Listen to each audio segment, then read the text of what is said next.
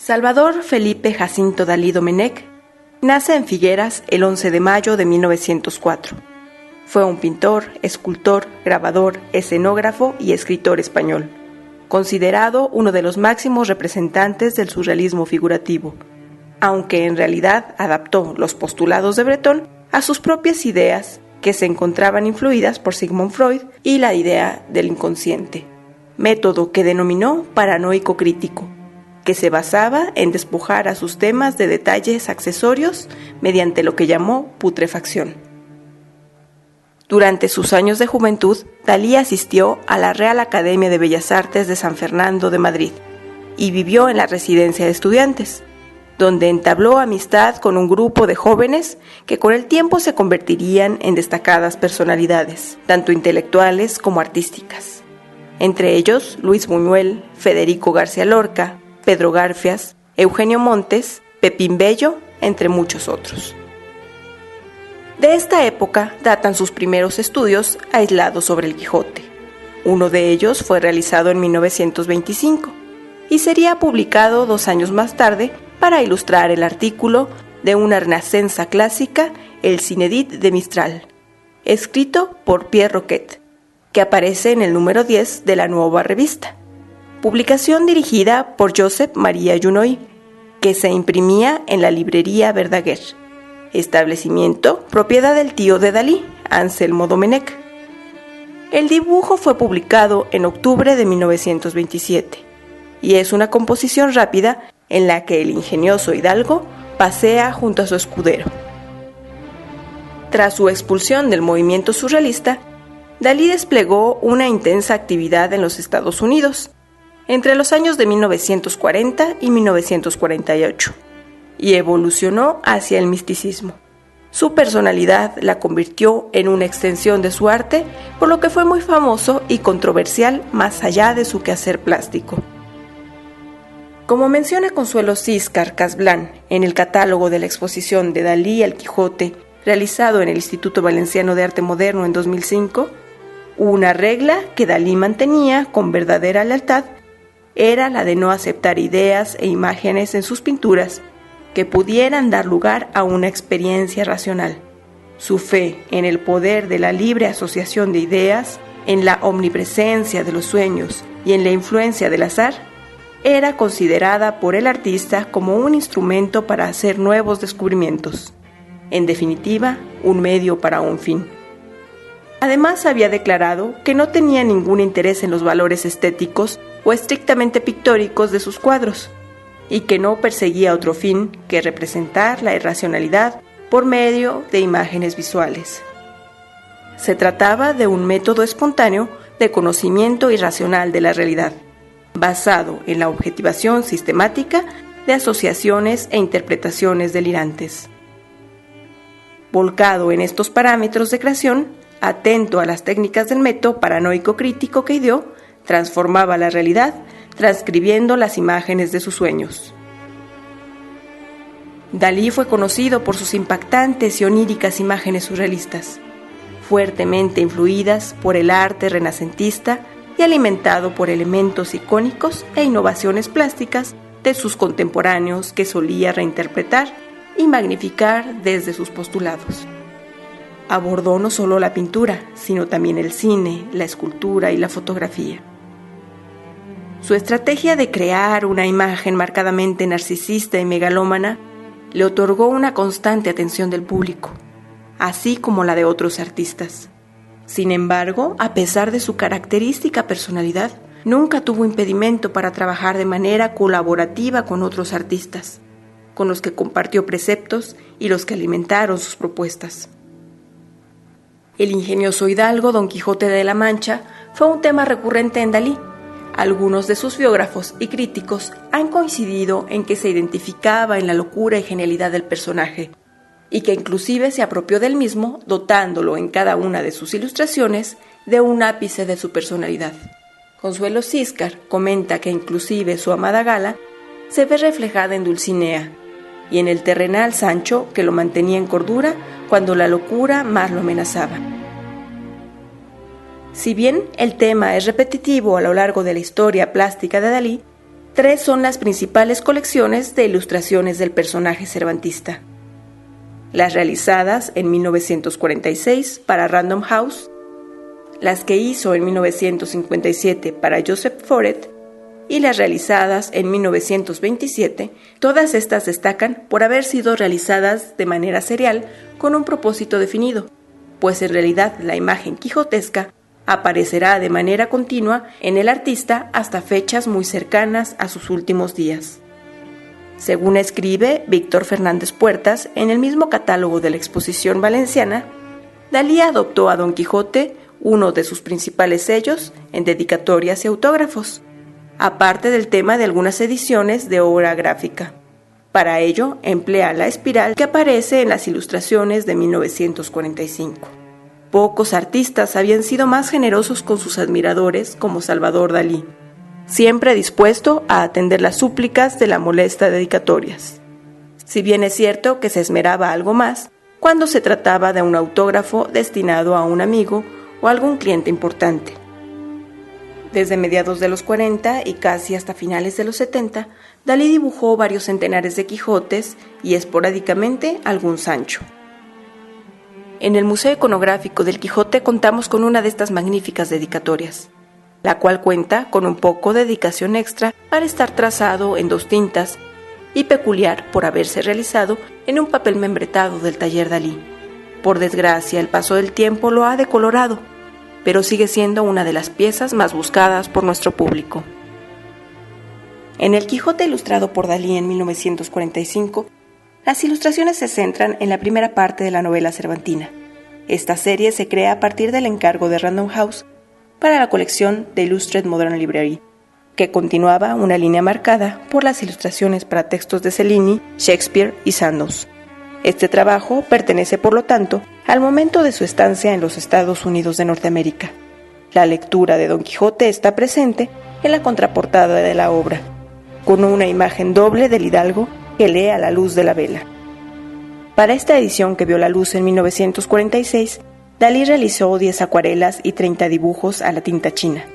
Los originales de esta edición los conserva la Fundación Gala Salvador Dalí, así como algunos dibujos que no fueron publicados, sino hasta una reedición que se realizó años después.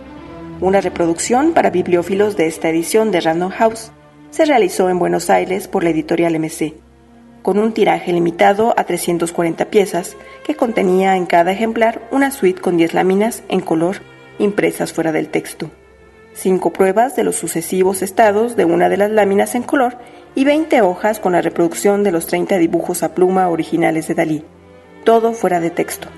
En 1956, Joseph Foret hace el encargo a Dalí para la realización de ilustraciones litográficas de una nueva edición del Quijote. En esta ocasión, las ilustraciones se centrarían en algunos de los capítulos del libro, pero sin llevar un hilo conductor. Convencer a Dalí para realizar la tarea no fue cosa fácil, dado que la técnica litográfica había sido despreciada por el artista, con argumentos tanto estéticos como morales y filosóficos. Según narra Dalí en el Diario de un genio, encontraba este procedimiento sin rigor, sin monarquía, sin inquisición. A mis ojos era, según dice, un procedimiento liberal, burocrático y blanducho. Fue la insistencia de Foret quien le llevó hasta su puerta las piedras litográficas una y otra vez, la que logró desafiar la voluntad del artista. Ante su desprecio hacia la piedra, decidió crear su propia técnica, disparando la materia grasa a la piedra litográfica con un arcabuz o utilizando como herramientas el cuerno de un rinoceronte. Esta edición vio la luz en noviembre de 1957, bajo el título Don Quijote de la Mancha, ilustración de litografías originales por Salvador Dalí, editorial de Art París, el cual contenía 12 litografías. De esta edición se realizó un tiraje para bibliófilos que constaba de 25 ejemplares en papel archés, que contenía fuera del texto 12 litografías originales en el mismo papel dentro de un estuche sin encuadernar. De estas litografías, el Museo Iconográfico del Quijote cuenta con una de ellas, titulada El discurso de Don Quijote sobre la Edad de Oro. Esta pieza fue adquirida en 1985 por el fundador y mecenas de este museo, Eulalio Ferrer Rodríguez. en la Galería Art 204, ubicada en Boulevard Saint-Germain, en París. Esta es la pieza 213 de un tiraje de 300 y cuenta con la firma del artista. Muestra colores muy definidos y la imagen está concebida en base a manchas, dado que Dalí la realizó disparando con un arcabuz la materia grasa sobre la piedra, y a partir de estos primeros rastros dejados en la piedra caliza, el artista creó el resto. En primer plano se encuentra Don Quijote sentado en un pequeño monte, con actitud reflexiva, levanta la mano derecha en la que sostiene lo que parece ser un fruto. En segundo plano se aprecia una escena pastoril en la que los cabreros a los que dirige su discurso realizan sus faenas. Al fondo, los molinos de viento y la ciudad se aprecian en el horizonte.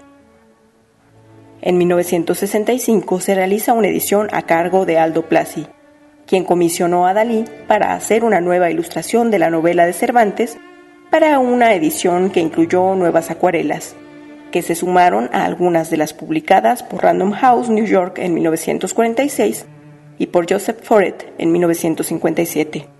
Esta edición fue publicada por la revista Tempo.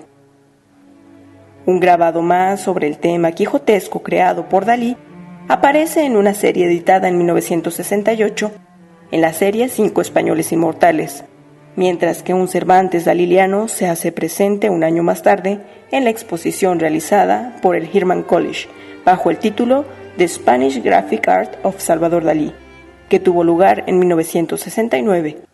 Este Cervantes fue la imagen de portada del catálogo realizado para dicha exposición. La tercera serie importante de Quijotes realizada por el artista fue realizada entre 1977 y 1978, en una de las habitaciones del Hotel St. Regis de Nueva York, el cual era utilizado por Dalí como su centro de operaciones en su estancia en los Estados Unidos desde los años 40. Dalí se aisló totalmente para realizar esta serie, para lo cual se negó a tener a su disposición ejemplar alguno de la novela. Los originales resultantes fueron 25 trabajos en tinta y acuarela sobre cartón, que se centraron en su mayoría en la primera parte de la gran novela cervantina.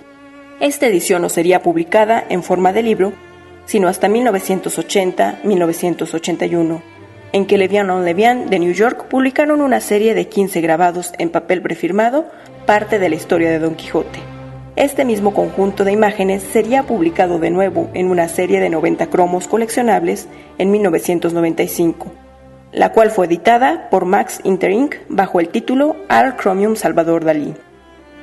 Los estudiosos de la obra de Dalí encuentran en esta tercera serie que el artista realizó grandes préstamos plásticos de otros artistas.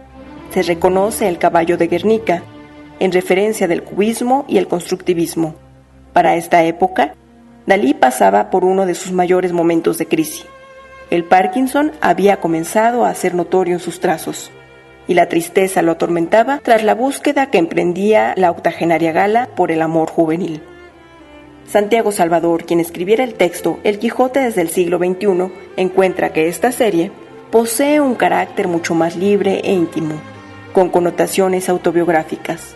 La ruina de Don Quijote es, de algún modo, la ruina del propio artista, de modo que el fracaso tiene mucho más protagonismo. La lucha, la derrota constituyen prácticamente una constante en todos los cartones, hasta terminar con el dramático final de muerte, donde el hidalgo yace entre una solitaria figura melancólica y una ventana en la que se ve un molino, antaño su contendiente, como si ni siquiera en un momento de rendición se pudiera prescindir del motor de la vida. En el Dalí de los 80 cobró vida Don Quijote, según lo escribe de manera poética Víctor Fernández Puertas, a quien me permito transcribir para cerrar este relato.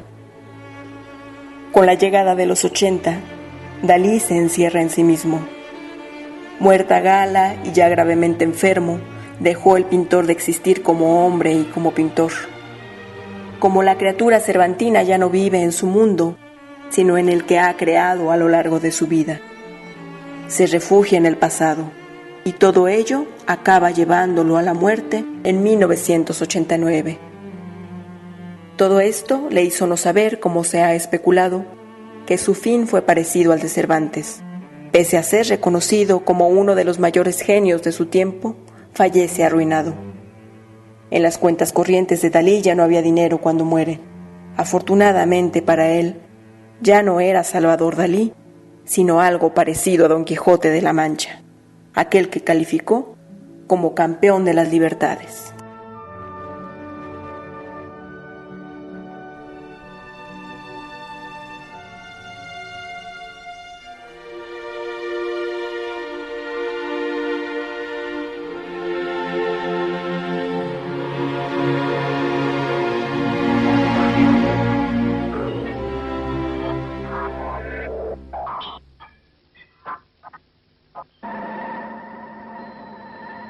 Surrealismo.